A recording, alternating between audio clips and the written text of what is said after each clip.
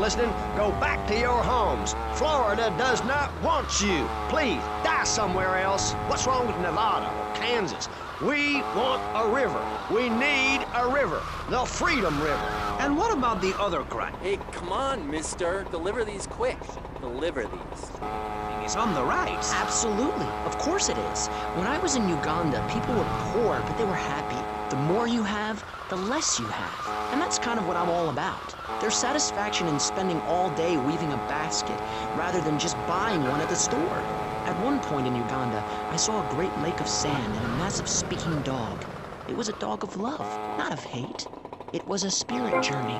What are you talking about? I'm talking about hopes, dreams, the magic of television, especially public television. Puppets can say what men cannot. Yes, but how will that stop people taking baseball bats and pounding the living crap out of each other, as I saw in a Mother's PTA group meeting recently? Baseball is our national sport, our national pastime. Joining together as men in order to reward the act of running around in a circle. I will thank you not to take its name in vain, Chavez. I hate that spring training. Who do those guys think they are? Come on, you lazy bastard. Deliver this crap on time. Drinking our orange juice and seducing our women folk. Training your own home, mister. Our national game down here, my friend, is digging. Digging a big ditch. A ditch of hope, which will flood into a river of freedom. So far, we've dug 17 feet. We're almost free. Almost. When we are floating away in the Caribbean Sea, free to run things our way, singing Kumbaya in the sunshine. No school, no tax. Free barbecue and pinball for everyone. Sophisticated entertainment. Yes, but what about the little guy? What about the guy who is standing there saying, I like being part of America. I like it a lot. I get public radio. I can hear Maurice Chavez. I own a small one-bedroom home, a business selling flowers to people stuck in traffic. 3 or 4 radios, all turned on to VCPR. A dog, 15 ice cubes. But I don't feel safe. I'm worried about gangs. Gangs are a myth put out by the liberal elite to patronize and demean the working man. I mean, what kind of right-minded youth from a poorer background is going to spend his time stealing things and posing in silly clothes when he could be getting ahead with a minimum wage job and making his parent proud? The dream of America is to live in a duplex and share a yard. Why would anyone want to threaten that great future? Answer me that and I'll show you a green dog. What are you waiting around for, mister? You got pizzas to deliver. We believe gangs are a valid expression of a people's identity, a grouping, a community within a community. Gangs are a way to be noticed in the boxy suburbs. You scream out, rather than urinate at the edge of your camp like a proud native. We spray paint our names on the walls of the mall to ward off predators. And that's supposed to terrify people? No, no. We believe passionately in non-violent solutions to life's problems. Gangs have to learn to love, to be inclusionary. We'd award badges to good gangs and give bad gangs a silly hat to wear. It would give people something to feel a part of. Kill with kindness, not a garden tool. Yes, but what about the guy getting beaten up on the street? Or the man having his motorcycle stolen? What about him? Or her. Some of the best bikers are really women. Anyone can join our group. This is about poor people getting together. But your father owns half of Florida. How are you part of the working class? Like I said, possessions are not important at all. I'll pick up a hitchhiker in my convertible any day. The other day I picked up a young woman and we discussed a non-violent solution to war. We called it peace. Your father is a great man. He's done more for the arms trade in this state than anyone else, myself included. And you shame him with this socialist, jiggery, pokery hootenanny. America needs hope, not songs that are supposed to send food to the poor. Songs will get you nowhere. This country needs something to aim for, like being rich and laughing at poor people, or being in government and laughing at the electorate. Now, Mr. Come on, you lazy bastard. Deliver this crap on time. We are here to press the issue. My city is in trouble, and I think we're not really providing any serious solutions. So far, we've got secessionism, rearing its ugly head for the first time in a century and a half. we've got ignore it, and we've got give everyone a flower. You're all a little unrealistic, yes? Come on now. Maurice, Not to say over-opinionated and moronic, Mr. Crayshaw, how do we stop people running amok in the city with machine guns and heavy artillery? you've got to give a man a chance. Prisons are overflowing with wasted potential. Make the guilty men innocent once more. Free them from themselves. How? How on earth do you do that? Well, you could let them off. Marvelous. Great. That's a sensible plan. Then they wouldn't be guilty anymore. We've been doing that for years, you idiot. How do you think we'd keep prison costs down? They ain't by magic or cooking the books. We save that for education. But, as in most things, we in government are saving money so that you don't have to. When we spend less money on services, more goes to administration salaries and expenses, which helps make lives a lot less difficult for everybody. It's about sharing. Sharing your taxes out amongst the select few. That's why I worked so hard at school, so I could reap the rewards now. I thought you worked hard at school because the other kids laughed at you and called you a square. That's a damn lie. They called me wet fart.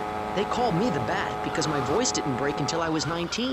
So, Mr. Shrub, I take it you don't believe in regulation. I believe in giving people a chance, not tying them down with lots of needless regulations. The fact is, business is run by moral people who won't do anything illegal or try to get rich quickly. But since you got elected, Vice City has been characterized by a government who What are you waiting around for? These need delivering. toxic waste near schools. Yes, we've made a lot of progress. And up on Capitol Hill, you were instrumental in pushing through a bill allowing the manufacture and sale of Giggle Cream, a dessert with potential lethal consequences. Not true. Only 23 people have died, and several of them probably deserved it. So, with people being set such a bad example by big business, how are they supposed to respect each other, to act safely in society? And how are they policed by a demoralized and underfunded police force? Well, I'm afraid that's apparently quite a difficult question, but my solution is easy. I'm gonna talk for a long time about a subject not in any way related, and pretty soon people will forget all about it. I'll remind people that I have a great haircut, and that under my stewardship, Vice City has had on average 15% better weather than before, while crime rates only go up if you don't turn the graph upside down. Turn it upside down, and they have halved under me, Alex Shrub. Vote Shrub for president and you'll have a friendly face in the White House, a man you can trust, a local man who likes golf and laughing and photo opportunities at your store or place of business.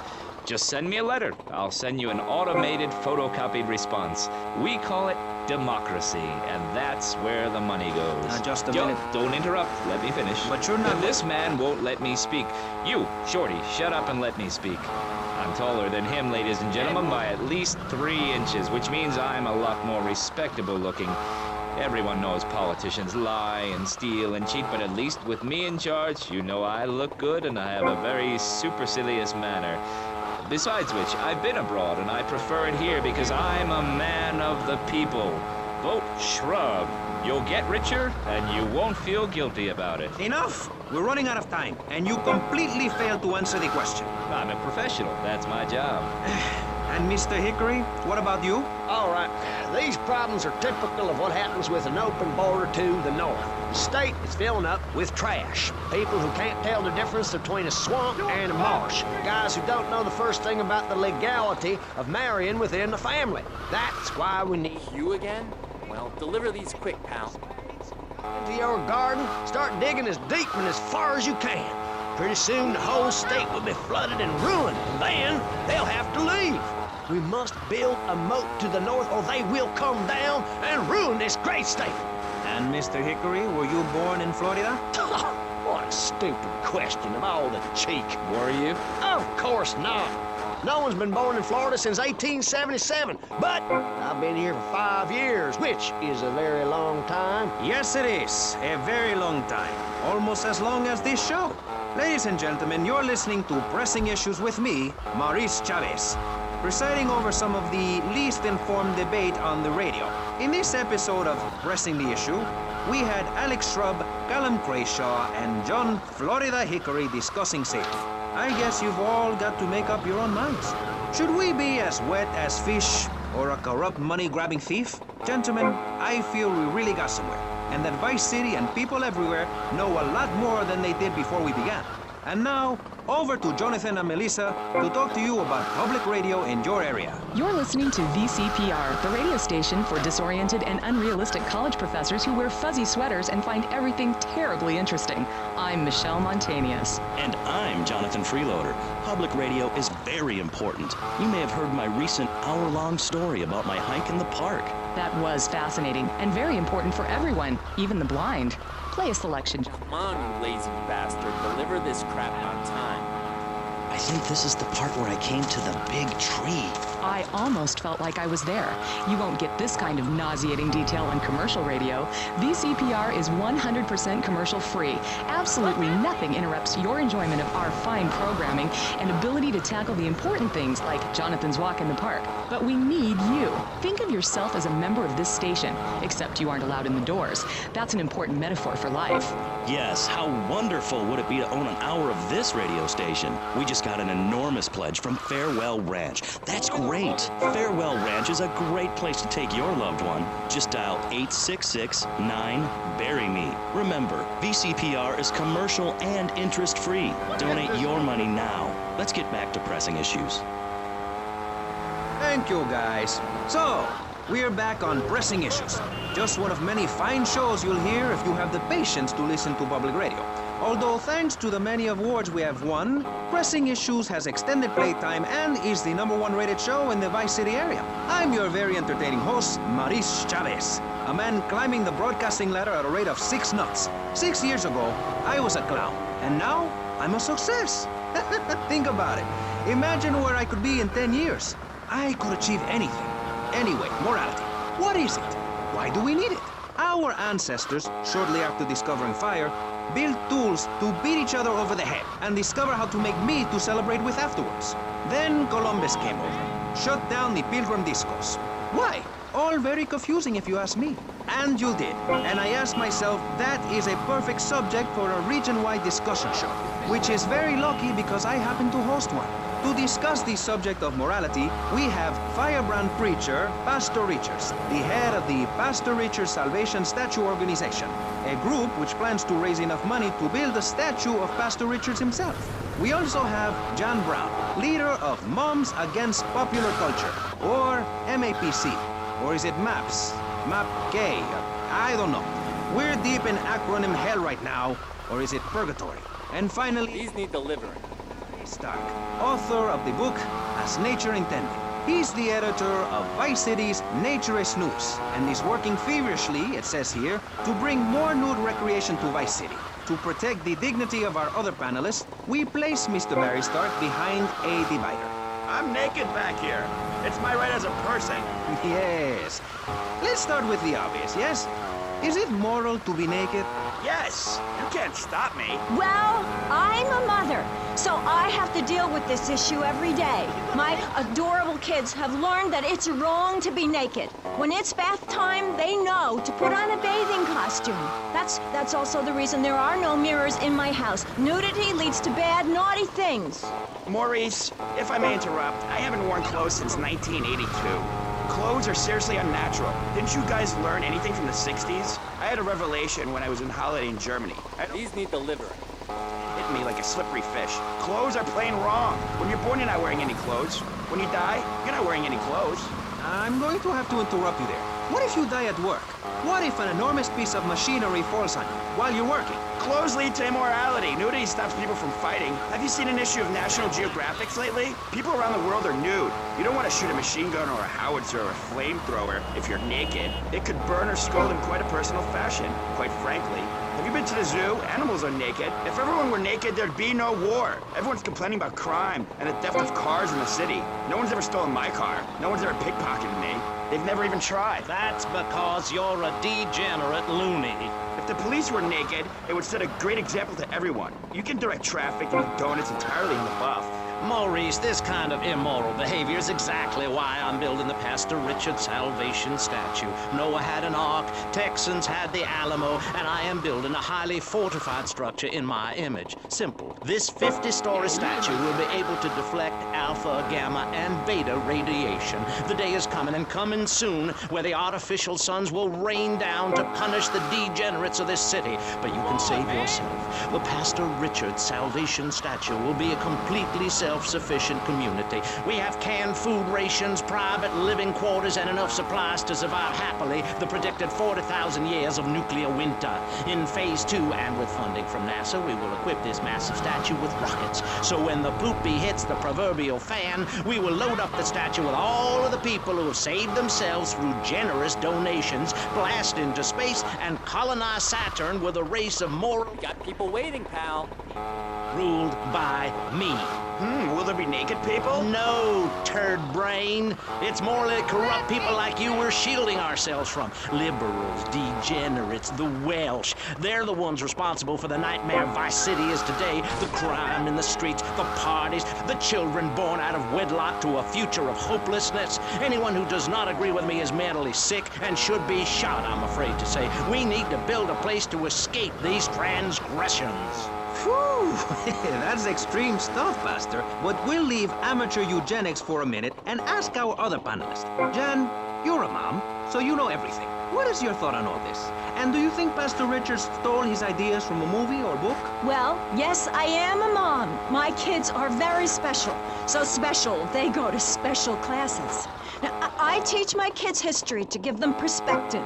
Last night I was telling them about how Magellan sailed around the Strait of Magellan and met some friendly natives that gave him supplies. Then he had to kill all of them. That's an important lesson about life. If you look at nature, you'll see many species that eat their children to protect them. This is especially true of hamsters. It's about putting the family first. No wasting time this time, pal. A lot of my morality comes from. And if you don't like it, find your own husband and stay away from mine, okay?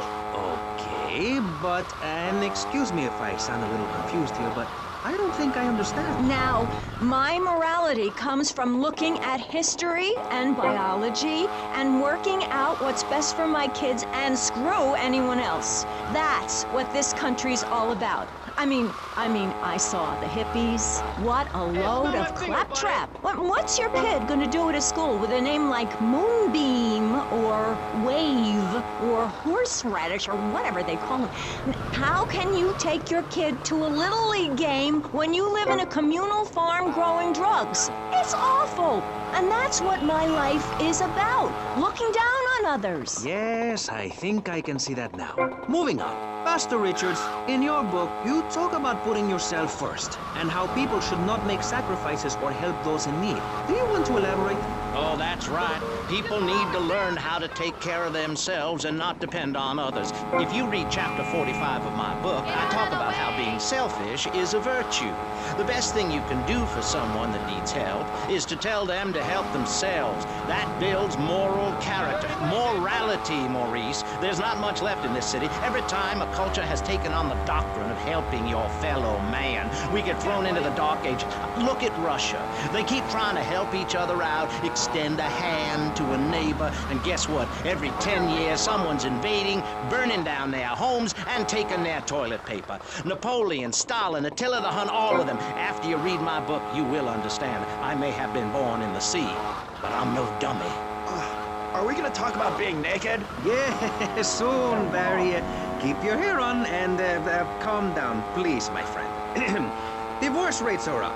Standardized test scores are down. Vampire sightings at the mall. Can the family be saved? Or, to put it another way, if we're meant to be monogamous, why weren't we born already married? Jan, over to you. Well, since I'm a happily married mother, I know the family unit is the basis of all society.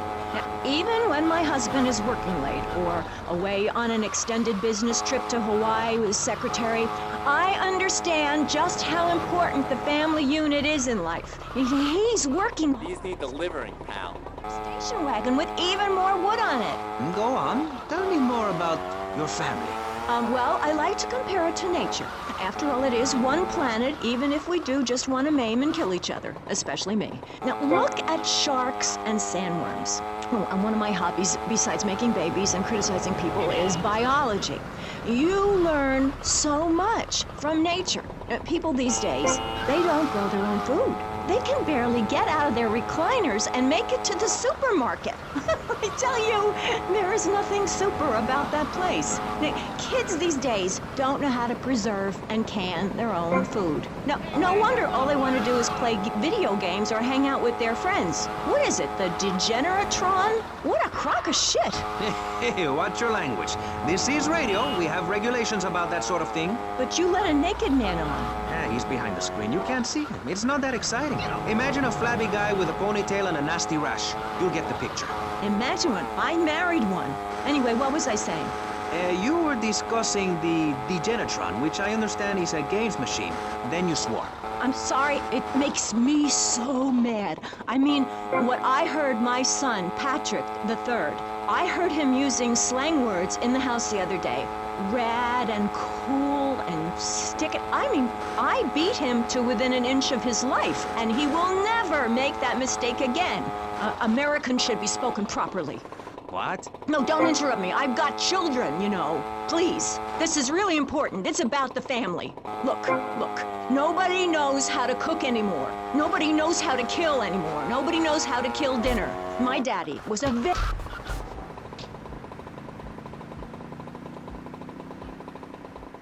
Sure, I was a little nervous at first, but he put me in a room with a fork and a fat sow and told me he'd be back in an hour for some fat back and hog gels. As a mother, These need the liver.